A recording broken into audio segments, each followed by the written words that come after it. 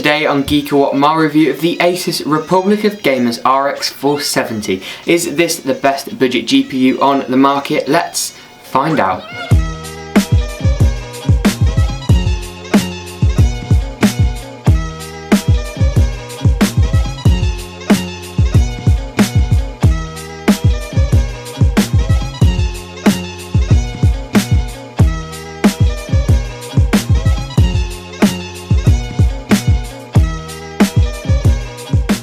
As with any review, it starts off with a physical overview, and the first thing I want to point out is this angular kind of design. It strikes a good balance between kind of being gamer kind of inspired, shall we say, but it isn't in your face, it doesn't look cheap, it doesn't look tacky, it's not got LEDs everywhere, it's nice and subtle, but also shows that this product is actually quite expensive. In terms of I/O, we have two DVI-D ports, a DisplayPort 1.4 and a HDMI. My only criticism here would be that it would be nice to see perhaps one of the DVI ports swapped out for a DisplayPort, as the DVI port could be seen as a little bit dated, and because FreeSync, which is AMD's frame syncing technology, is only available at the moment via DisplayPort. This can be solved with a DisplayPort hub, however having two proprietary DisplayPort connectors would be nice. We do have the ability also to do RGB on this card. The Asus Republic of Gamers logo lights up and you can do a load of different options, whether it be strobe, fading in and out of all the colours, fading in and out of one colour, static on one colour, reacting to music. You can also have it so that it changes depending on the temperature of your graphics card. We also have a couple of kind of initiative features on this card. We actually have a 4-pin fan header on the card, and you may think, what for the fans on the card? No, for an actual external fan. So say that you want to be able to control one of your fans via the Republic of Gamers software suite and the Asus kind of the tweak for the overclocking and that kind of thing. You can actually do that, so you could have that reacting to the temperature of your GPU. You have to remember, while those fans in your case are going to be cooling all of your components, the GPU and CPU are the two hottest parts of your computer. The cable management on this connector might be a bit finicky and you might have to be somewhat creative, as it is on the end of the card. However, it is a nice addition, and if you don't want to use it, you don't have to.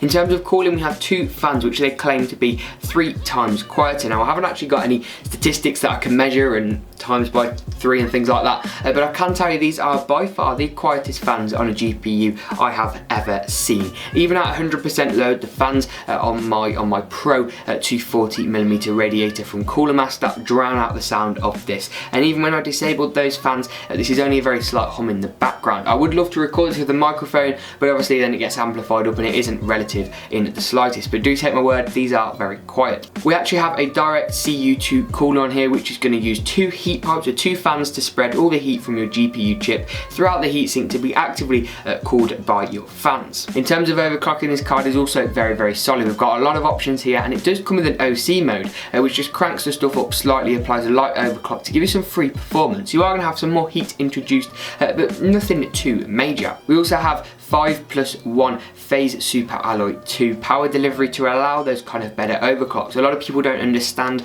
that when you buy cheaper motherboards and graphics cards, you haven't got the power delivery there, and often it doesn't cool enough, it overheats, and that's what's going to really damage your overclock. Thankfully, Asus have you covered, or Asus, as you all murdered me for the pronunciation last video, they have that covered. But you've heard enough of me talking, now let's move on to some benchmarks. I chose a range of DirectX and 11 titles, from the harder to run ones such as Crysis 3 to the most popular ones, so you can get kind of a good look at how it performs in the real world titles. I also include some synthetic benchmarks in here, such as Cinebench R15, so you can easily compare this against other graphics cards, whereas when you're benchmarking games, you have different settings kind of come into play and that kind of thing, so those synthetic benchmarks are good comparably, but won't give you real world performance. 1, 2, 3, fuck it.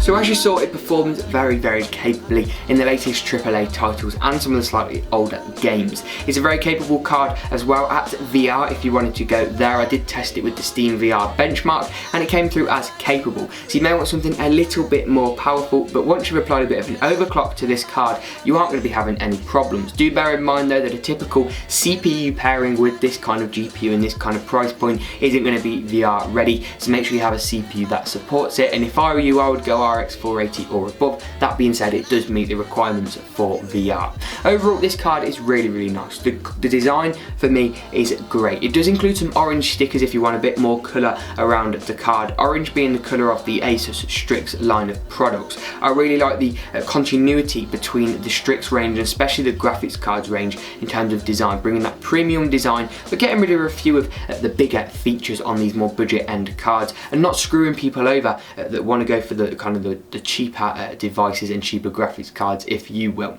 It performed very capably and I think it looks great. The fans are super duper quiet, and one gripe for me would perhaps be that I would like another display port on the back as opposed to 2 DVI ports, because it does feel a little bit 2012. That being said, you can get adapters, so it isn't that much of a big deal. But if you did enjoy this video, you know what to do, and as always, we will see you in the next Geek What video.